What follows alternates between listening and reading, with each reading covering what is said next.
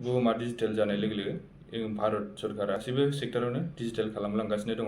बेबायदियैनो आं नोंथांमोननि सिगाङाव मोनसे दिनै इन्डियान गभर्नमेन्टआ लन्च खालामनाय एप्स जायजों नोंथाङा भटार कार्डनि गासिबो खामानिखौ मावनो हायो। बे एप्सनि सोमोन्दै भिडिअ लाना फैदों लोगोफोर।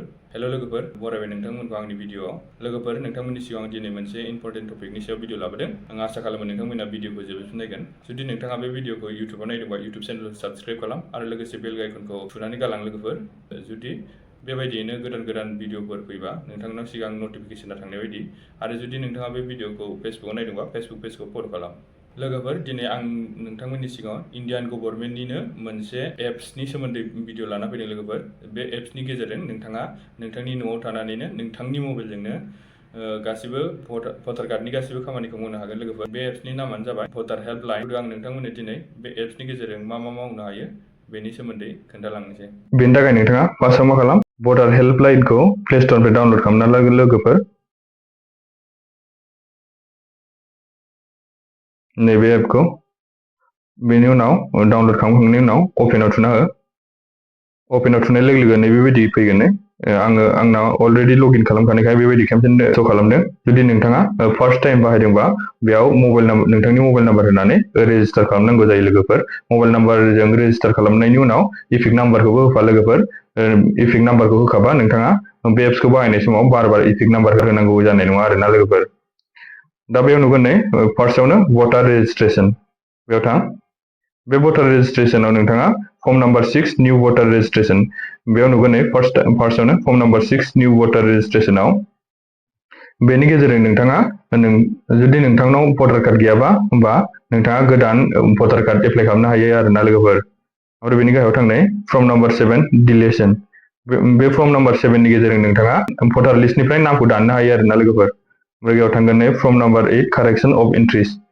बेनि गेजेरजों नोंथाङा बे फर्म नाम्बार 8 नि गेजेरजों नोंथाङा नोंथांनि भटार कार्डआव माबाफोर मिस्टेक जानानै दंबा बेखौ कारेक्सन खालामनो हायो आरोना लोगोफोर। लोगोसे नोंथाङा मबाइल नाम्बारखौबो रेजिस्टारखौ लिंक खालामनो हायो आरोना लोगोफोर। मबाइल नाम्बार, इमेल आइडि बायदिखौबो लिंक खालामनो हागोन। Form number 6B। बेयाव नुगोन नै form number 6B Aadhaar number submission.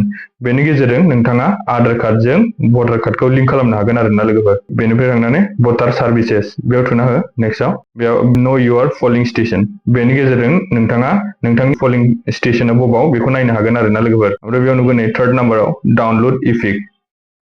बे डाउनलड इपिकआव थां। डाउनलड इपिकआव लोगोफोर नोंथाङा नोंथांनि भटारनि फुरा डिटेल्सखौ डाउनलड खालामनो हागोन आरोना लोगोफोर। बियो नोंथाङा जुदि इपिक नाम्बार दंबा, भटार कार्डनि नाम्बार दंबा बेयाव सार्च खालाम, भटार नाम्बार होननानै सार्च खालामनो हागोन। लोगोसे नोंथांनि मबाइल नाम्बारजोंबो सार्च खालामनो हागोन। आरो भटार कार्ड दंबा QR क'ड स्केन खालामनानैबो भटाराव थानाय QR क'डखौ स्केन खालामनानैबो नोंथाङा नोंथांनि फुरा डिटेल्सखौ मोनगोन। लोगोसे बेयाव पलिं स्टेशनबो श' खालामफागोन आरोना लोगोफोर। आरोबाव नुगोन नै इलेक्शन्स। बे इलेक्शनाव थां। इलेक्शनाव थांनाय लोगो लोगो नोंथांनि एसेम्ब्लिनि फुरा डिटेल्सखौ नुगोन आरोना लोगोफोर।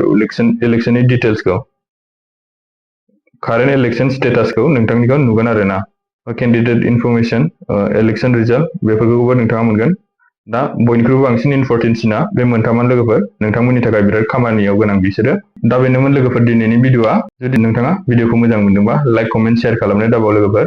नोंथांनि मोनसे लाइक आरो कमेन्टजों आङो बेनिफ्राय साबसिन हामसिन भिडिअ बानायनो थुलुंगा मोनगोन लोगोफोर। बेखायनो अननानै नोंथाङा जुदि बे भिडिअखौ नायदोंबा मोनसे लाइक आरो मोनसे कमेन्ट खालामनानै गालां।